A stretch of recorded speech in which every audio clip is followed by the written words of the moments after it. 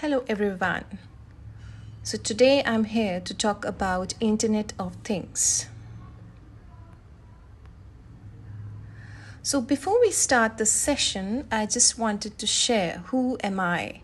I'm Dr. Tasneem Bano Rehman, Associate Professor of School of Advanced Computing, Sage University, Bhopal.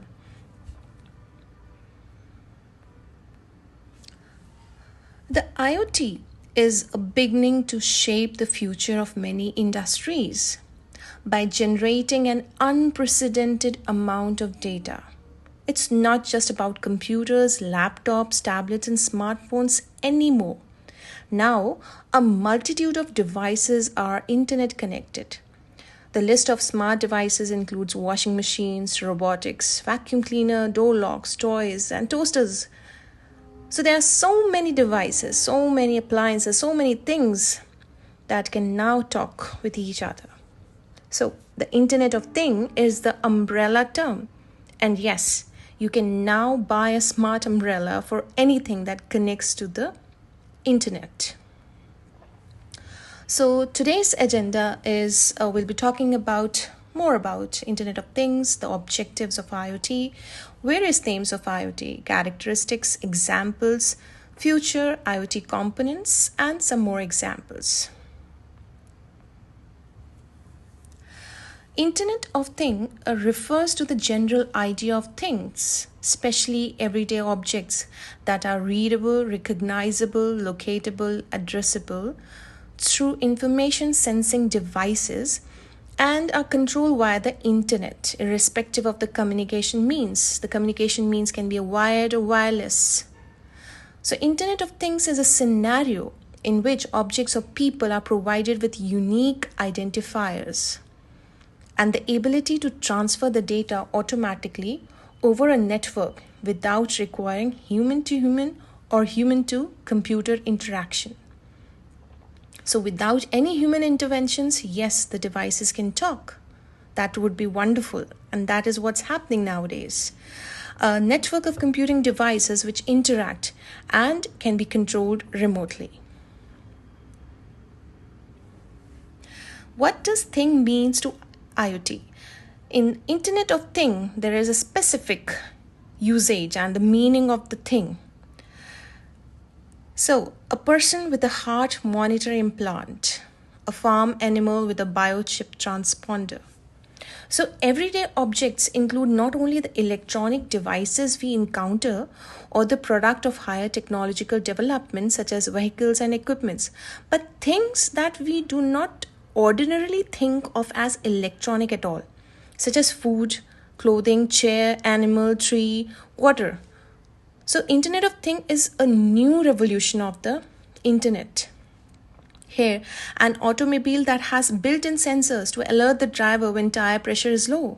You don't have to, check every time. It's just the sensors who is performing this duty and letting you know that yes, there is some issue. You need to get the pressure of the tire is low. You need to get it refilled. So the things in the Internet of Things can be any natural or man-made object that can be assigned an IP address. Each thing has its unique IP address and provided with the ability to transfer data over network. So I'll share a very interesting example. Cows are the best friends of farmers. So farmers wanted to monitor cows. So yes, with IoT, it is possible. Farmers can monitor cows' health and track their movements, ensuring a healthier and more plentiful supply of milk for people to consume. So on an average, can you imagine that a cow can generate 200 megabytes of information a year? Wonderful. It's amazing. So the idea behind the IoT could be also represented in the given figure. Here you see the A's refer to the globalization of the technology. Anytime, anywhere, any device, any network. And C's reflect the properties of IoT. That can be collection, convergence, connectivity, computing, and so on. However, today's IoT has already reached beyond the range of A's and C's. Now, you might be having now a clear picture of what IoT comprises of. So IoT is a combination of sensors which are being embedded or put up on the things, and then there is a connectivity. After connectivity, it is going to generate some information which will be useful by the people or the process.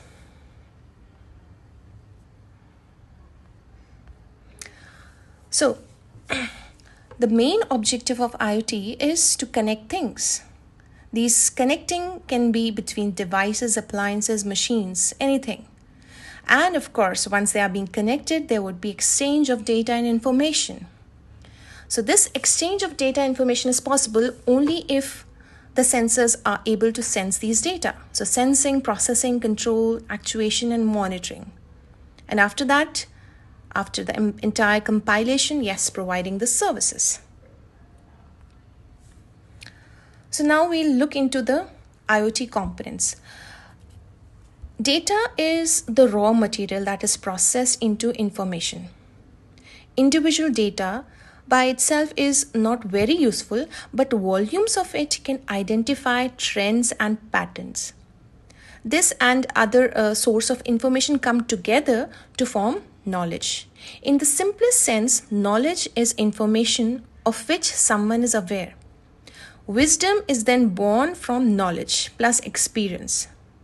While knowledge changes over time, wisdom is timeless, and it all begins with the acquisition of data. So you understand the story that I just put up about the data, information, knowledge, and wisdom. It's very useful. You need to understand it. Now here you can see there are sensors, networking components, data storage, and application. Now I'm going to relate to that. The interacting physical devices in IoT should be equipped with device-specific embedded softwares, sensors, and network supporting components.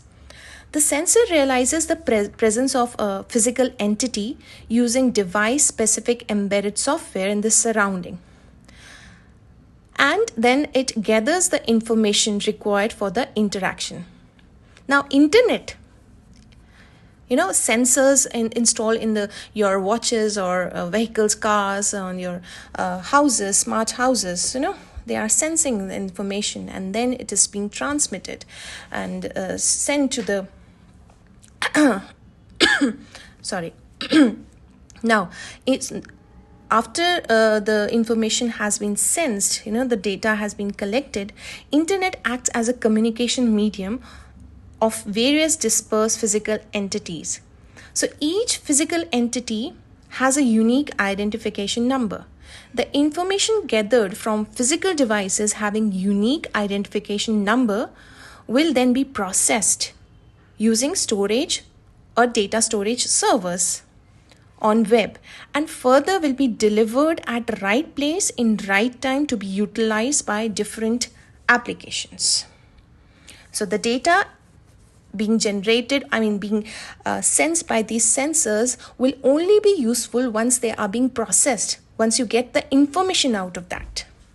So now we'll talk about a very interesting thing is you might have heard about various other names, and of course those names are somehow related to IoT. That's machine to machine, Internet of Everything, World Wide Web, Skynet. So these are different names of IoT. Now let's talk about the characteristics of IoT. Since IoT devices have sensors and they're very small, so of course they are resource constrained devices. They have very limited battery, limited memory. So they are even called as resource constrained devices. Heterogeneous environment.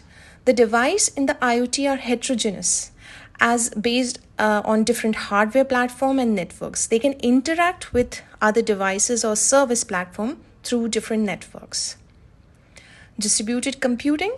With regards to the IoT, anything can be interconnected with the global information and communication infrastructure. Since I just told you about the resource constraint, yes, that's battery operated devices. They have a limited life. Then we'll talk about the dynamic operations. The state of a device changes dynamically. It can go to a sleep or the wake up mode, or connected or disconnected, as well as the context of devices, including location and speed. So, moreover, the number of devices can change dynamically. The operations can be so drastically changed as per the situation. Next is low power protocol. Since it's battery operated, so of course they require low power protocols. Then numerous devices. The number of devices that need to be managed and that communicate with each other will be at least an order of magnitude larger than the devices connected to the current internet. So the ratio of communication triggered by devices as compared to communication triggered by humans will noticeably shift towards device triggered communication. So these are the few characteristics.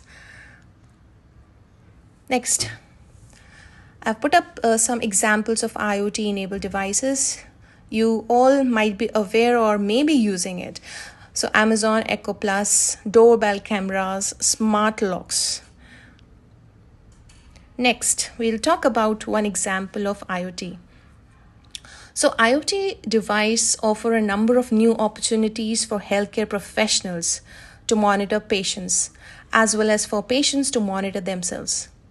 By extension, the variety of wearable IoT devices provided an array of benefits and challenges for healthcare providers and their patients alike. So one example is a remote patient monitoring, a patient sitting at home and he is being monitored by a doctor sitting in a hospital. Wow, that's wonderful. So remote patient monitoring is the most common application of IoT device for healthcare.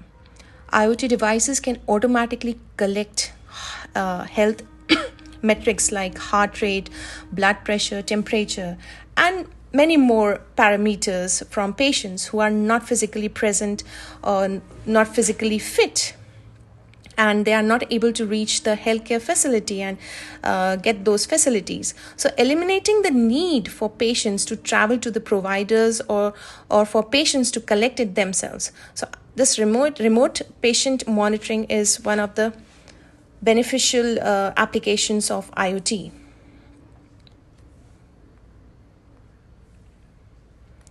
The future of IoT.